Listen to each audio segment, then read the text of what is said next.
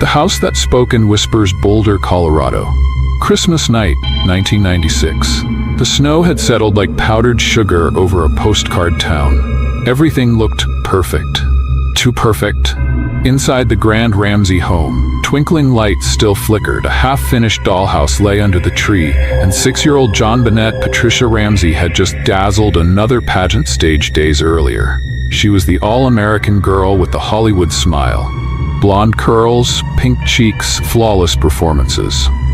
But behind the glitter and trophies, behind the locked doors of wealth and image, something dark was festering. Something no one dared to speak aloud. By morning, she was gone. Patsy Ramsey, still in last night's clothes, frantically called 911. "We have a kidnapping," she said. "There's a note left and our daughter is gone."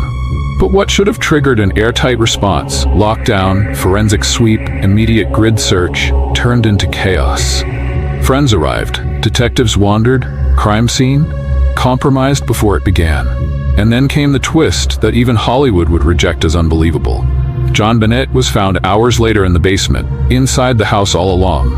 Her body was staged, wrapped in a white blanket. A garrote twisted with paintbrush string still embedded in her neck. Duct tape, blood, a cracked skull. But no signs of struggle.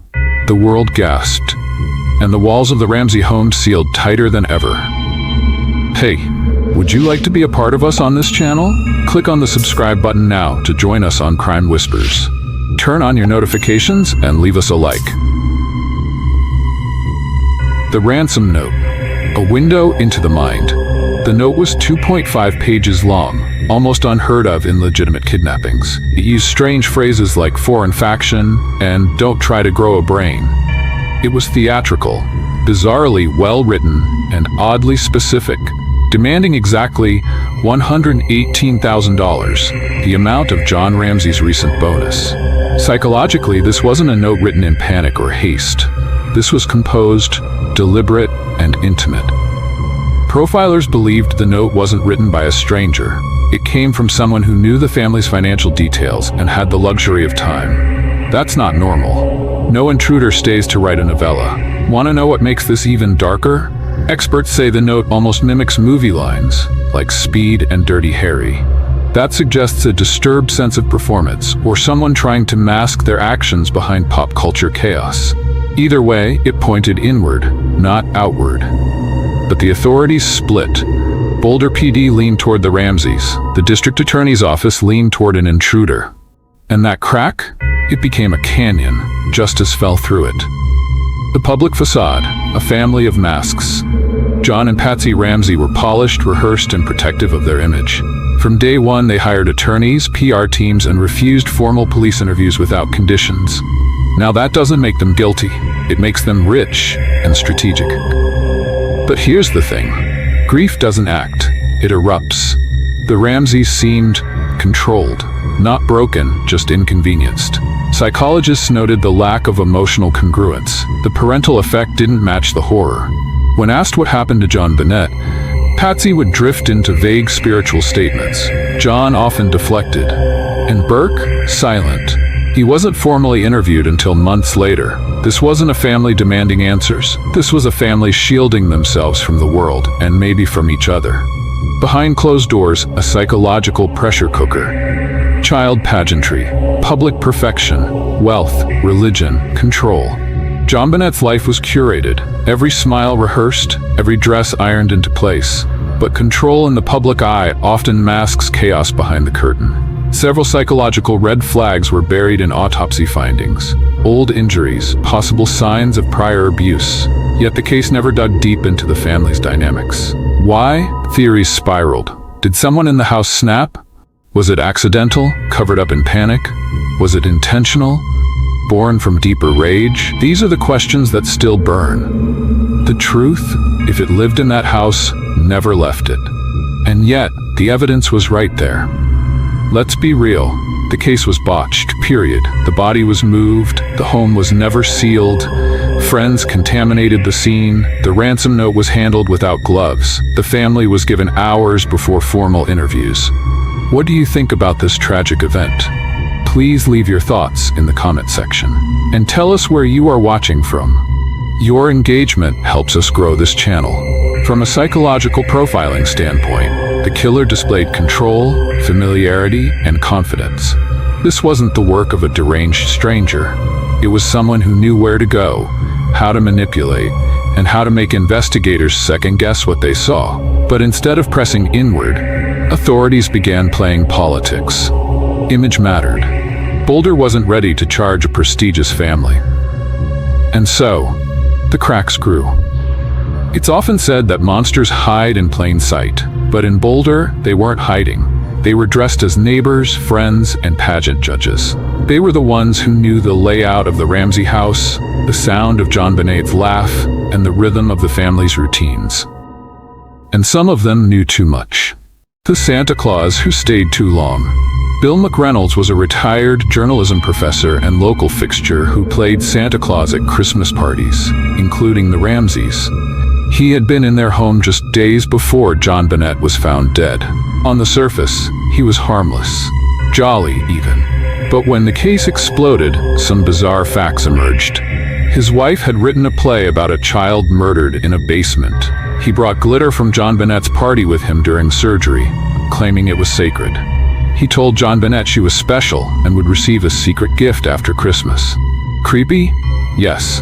Guilty? No one could prove it. His DNA didn't match the evidence, and he was never formally charged. But his proximity, his fixation, and his eerie coincidences fed the fire of suspicion. Still, McReynolds was more symbol than suspect. A reminder of how easily people outside the frame can distort a picture that's already cracked. Burke Ramsey, the brother in the shadows. For years, Burke Ramsey was barely spoken of. He was just 9 at the time of the murder.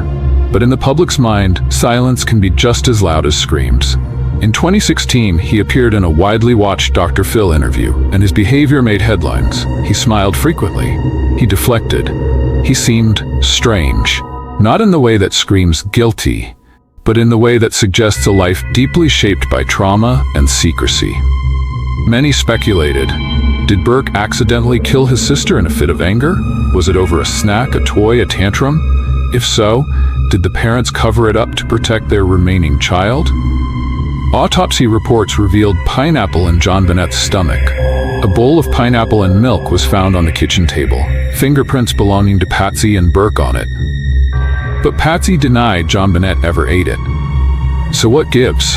From a psychological lens, Burke's effect could stem from years of internalized pressure. Whether he knew more than he let on, or was simply caught in a storm of adult mistakes, one thing is clear: his life, like his sister's, was never normal again. Friend, actor, shield. Among the Ramsey circle was Susan Stein, a close friend of Patsy's, and one of the more bizarre figures in the post-murder chaos. According to reports, Susan once impersonated a police officer to fend off media inquiries. She inserted herself between the Ramseys and the rest of the world. Gatekeeper, protector, almost aggressively loyal. Some believe Susan's devotion bordered on obsession. Others say she was just trying to keep her friends from crumbling. But psychologically, extreme defenders often project their own fears onto others' crises. Her actions weren't just suspicious. They were controlling, and they made her an unofficial fixer for a family that was cracking apart. So what happens when money meets murder? You get a legal force field. The Ramseys immediately hired top-tier lawyers, PR firms, and private investigators. They ran their own parallel investigation, often refusing cooperation with police. For the average family, this would be unthinkable. But for the Ramseys, it was strategic survival. They released a media statement before giving full statements to law enforcement. They conducted interviews with selected networks and avoided the press unless it was scripted. From the outside, it looked like manipulation. From the inside, it looked like fear. Was this guilt or self-preservation? The line is thin, but this much is clear. The resources they had were used not to solve the murder, but to manage the narrative. The grand jury that nearly brought justice in 1999, 3 years after the murder, a grand jury voted to indict John and Patsy Ramsey for child endangerment and obstruction. They believed the parents allowed their daughter to be placed in a dangerous situation that led to her death. But the bolder DA at the time refused to sign the indictment. He claimed there wasn't enough evidence to win in court. Translation: we think something went very wrong in that house, but we'll never prove it. That moment was pivotal. It wasn't a declaration of innocence, it was a surrender. Justice wasn't denied, it was postponed into oblivion. The DNA dilemma. Years later, investigators found foreign male DNA on John Bonnett's underwear. The family was publicly exonerated. The media headlines read, "The Ramseys are cleared." But forensic experts weren't convinced. The DNA sample was tiny, possibly a result of contamination from manufacturing. It didn't match anyone in the house, but it also didn't match anyone in the system. So instead of answers, it just added more fog. Truth is, DNA can exclude suspects, but it doesn't automatically find the real one. And in a case where the crime scene was corrupted from day one, any forensic clue is suspect. What should have been done? Let's strip this back and say what needs to be said. If the John Bonnett case had been treated with professionalism and urgency from day one, we might not be here. Here's what should have happened. Lock the house down immediately. No friends, no family movement, no tampering. The body was inside the house the whole time. If police had done a full sweep, they would have found her before the crime scene was compromised. Separate and interview family members on the spot. Standard protocol in any suspicious death. Instead, John and Patsy were allowed to control the flow of information for hours, even days. Preserve the note properly. It was handled without gloves, passed around, and never taken seriously as forensic evidence. Investigate all possible motives inside and outside the home. This should have included abuse inquiries, sibling dynamics, and past injuries. But many avenues were left unexplored. Appoint an independent team early on. The split between Boulder PD and the DA's office crippled the case. An outside task force, one without social or political ties, could have delivered clarity. What happened to John Bonnett Ramsey wasn't just a murder. It was a mirror. A reflection of everything wrong with the justice system when it's up against money, media, and manipulation. And it's a warning. When image is valued more than truth, silence wins. John Bonnett was a child, a daughter, a sister. She smiled because people told her to. She danced because it made others happy. And then, behind the closed doors of her dream house life, something horrific happened.